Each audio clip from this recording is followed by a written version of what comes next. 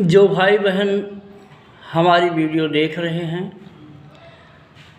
सभी देवता के समान, देवी के समान बहनों, देवता के समान भाइयों से दोनों हाथ जोड़कर हम निवेदन करते हैं, स्वर्णिम सूर्य का ध्यान करते हुए हमारे साथ साथ भगवान सूर्य का बहुत ही पवित्र मंत्र है जो ब्रह्मा के मुख से निकला था, वह मंत्र बोलने की कृपा करें। ओम विश्वानि देव सवितरि दुर्तानि परासुव यद भाद्रम तन्ने आसुव। भाइयों बहनों, हम लोग बचपन में स्कूल में प्रार्थना करते थे, जिसने सूरज चांद बनाया, जिसने तारों को चमकाया, जिसने फूलों को महकाया, जिसने सारा जगत बनाया, हम उस ईश्वर का गुण गाएं, उसे प्रेम से शीश झुकाएं। जो सारे संसार का रखवाला है, जिसने सारे संसार को बनाया है, आज उसी को लोग नहीं जानते। सबसे बड़ा अज्ञान का कारण ये है दुनिया में, जिसने सारे संसार को बनाया है वो सुबह निकलते हैं और शाम को अस्त हो जाते हैं। अस्त होने के बाद भी वो कण कण में व्याप्त हैं। सूर्य का दूसरा स्वरूप है, सूर्य का 3 स्वरूप है बहनों भाइयों। एक सूर्य का ये स्वरूप है जो सुबह निकलते हैं, ये पूरे संसार के गुरु हैं। हनुमान के गुरु, राम के गुरु, ब्रह्मा विष्णु महेश जिनका ध्यान किए वो सूर्य हैं और गायत्री हैं। सूर्य सद्गुरु हैं और सद्गुरु गुरु के द्वारा ही सद्गुरु को जाना जा सकता है और सद्गुरु के द्वारा परमपिता परमात्मा परम ब्रह्म को जाना जा सकता है। जो परम ब्रह्म परमेश्वर है वो सूर्य के समान है। रामायण में तुलसीदास जी ने लिखा है प्रमाण के सहित कि परम प्रकाश रूप दिन राति, नहीं चाहिए कछु दिया घृत बाती। जो 24 घंटा प्रकाशित है, जो 100% सबको प्यार करता है, हिंदू मुस्लिम सिख ईसाई जैन पारसी बौद्ध ब्राह्मण क्षत्रिय वैश्य,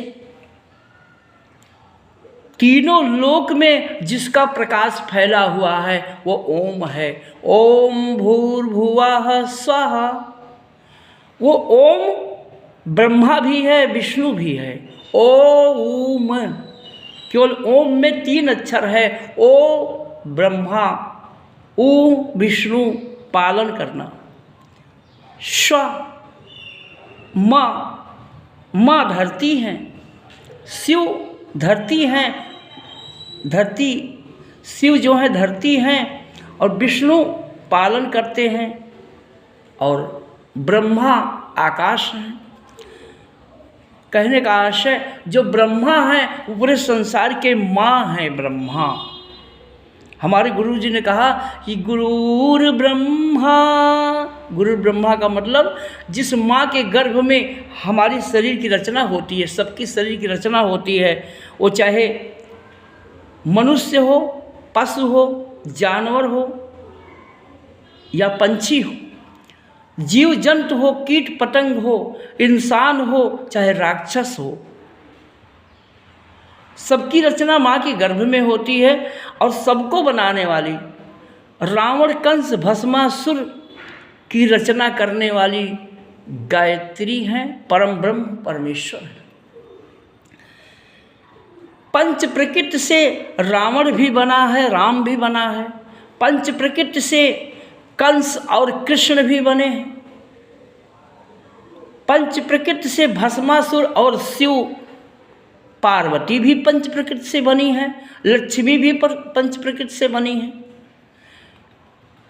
पंच प्रकृति अनादि है, अनंत है। हमने कई वीडियो में कहा है बहनों भाइयों, 3 पदार्थ ऐसा है जो पंच प्रकृति, आत्मा और ईश्वर, ये कहीं नहीं लिखा है। 4 वेद, 6 शास्त्र, 18 पुराण में हमने देखा है कि कहीं भी नहीं लिखा है कि ईश्वर कब पृथ्वी पर आया, सृष्टि निर्माण कब हुआ। पंच प्रकृति कब आई पृथ्वी पर, आत्मा का अवतरण कब हुआ। आत्मा का 3 स्वरूप बहनों भाइयों। एक जीवात्मा है। जीवात्मा तब तक जीवात्मा होती है जब तक गुरु के द्वारा दीक्षा संस्कार नहीं होता है, तब तक आत्मज्ञान नहीं होता किसी को। जीवात्मा तब तक रहती है। जीवात्मा जब अच्छे गुरु मिल जाते हैं तो जीवात्मा और परमात्मा का योग हो जाता है। तो जीवात्मा क्या हो जाती है, परमात्मा का स्वरूप जागृत हो जाता है। नहीं तो हमारी सबकी आत्मा सोती रहती है। आत्मा सुप्त है तो आत्मा के बच्चे हैं ज्ञान बुद्धि विवेक। शिखा पर सबके ज्ञान बुद्धि विवेक का स्थान है। ज्ञान बुद्धि विवेक, जब आत्मा सो रही है तो ज्ञान बुद्धि विवेक भी सो रहे हैं, मन भी सो रहा है, आत्मा भी सो रही है। जब घर में बच्चे देखते हैं कि माता पिता सो रहे हैं तो बच्चे भी सोते रहते हैं। उसी तरह भाइयों बहनों, ये हमारे शरीर में जो समस्त ब्रह्मांड में जितने भी देवी देवता हैं वो हमारे आपके शरीर में भी माँ गायत्री जब माँ के गर्भ में इस शरीर का निर्माण करती हैं, बिया के रूप में हमारे शरीर में सारे देवता विराजमान हैं। लेकिन सारे देवता सो रहे हैं। सारे देवता किसके बच्चे हैं, परमात्मा के, माँ गायत्री के सभी बच्चे हैं। सभी इंद्रियों पर सभी देवता हैं, लेकिन वो सारे देवता सुप्त हैं। और ये देवता सब जागृत होते हैं गुरु की कृपा से। जब भगवान राम को विश्वामित्र दशरथ जी से मांग कर ले गए और गायत्री मंत्र की शक्ति से, गायत्री मंत्र के ज्ञान से उनके बुद्धि विवेक मन आत्मा का जागरण किया। हनुमान जी को श्री मतंग ऋषि जी गायत्री मंत्र का ज्ञान सिखाकर उनके बुद्धि विवेक ज्ञान को जगाया, उनके मन और आत्मा का जागरण किया। तब हनुमान जी बलवान बन गए, हनुमान जी महान बन गए। बलराम को श्री संदीपन ऋषि जी अपने आश्रम पर गायत्री मंत्र का ज्ञान देकर उनके मन बुद्धि चित्त विवेक ज्ञान आत्मा का जागरण किया। तो भगवान कृष्ण महान बन गए, भगवान कृष्ण भगवान बन गए। भगवान कृष्ण गीता का ज्ञान सुनाए अर्जुन को।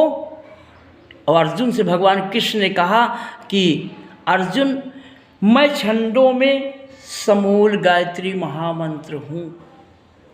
भगवान कृष्ण ने कहा, मैं आत्मा हूँ, मैं सभी जीवों में आत्मा बनकर निवास करता हूँ। मुझ में राम तुझ में श्याम, सब में श्याम समाया। सबसे कर लो प्रेम, जगत में कोई नहीं पराया। भाइयों बहनों, रामायण में तुलसीदास जी ने लिखा है कि नाना भांति राम अवतारा, रामायण सतकोटि अपारा। सिया राम मैं सब जग जानी, करहूँ प्रणाम जोर जुग पानी। गोस्वामी तुलसीदास जी ने रामायण में लिखा है कि राम पंच प्रकृति थे।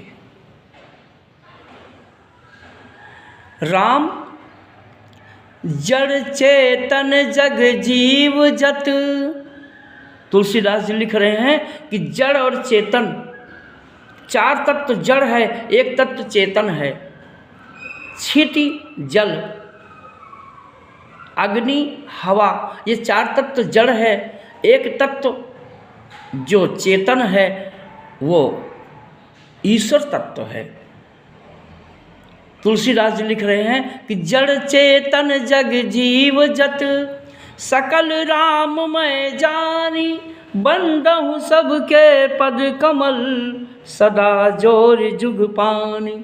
तुलसीदास जी ने जितने भी जीव जंतु हैं, कीट पतंग हैं, इंसान, पशु, जानवर, पंछी, सबके चरण कमल को स्पर्श करके उन्होंने प्रार्थना किया है कि सब में राम हैं। वास्तव में सबकी आत्मा राम की आत्मा है, सबकी आत्मा कृष्ण की आत्मा है, सबकी आत्मा शिव की आत्मा है। आत्मा समस्त पूरा ब्रह्मांड है। आत्मा एक सॉफ्टवेयर है, जैसे मोबाइल में सॉफ्टवेयर लगा हुआ है, पूरा ब्रह्मांड है। आत्मा सब कुछ है। कहने का आशय, आत्मा एक शीशे की तरह है। शीशे में जो देखो हर चीज़ शीशे में उसी तरह दिखाई देगा, हर चीज़ शीशे में दिखाई देगा। उसी तरह से सॉफ्टवेयर है कंप्यूटर में, जो पूरा ब्रह्मांड उसमें समाया हुआ है। इसमें आत्मा चारों धाम है, काशी है, अयोध्या है, मथुरा है, विंध्याचल है। आत्मा संगम है, ब्रह्मा विष्णु महेश त्रिवेणी संगम है आत्मा। राम कृष्ण हनुमान, हनुमान जी ने सीना फाड़ के दिखाया कि देखो राम सीता बैठे हैं मेरे सीने में। ओम भूर्भुवः स्वः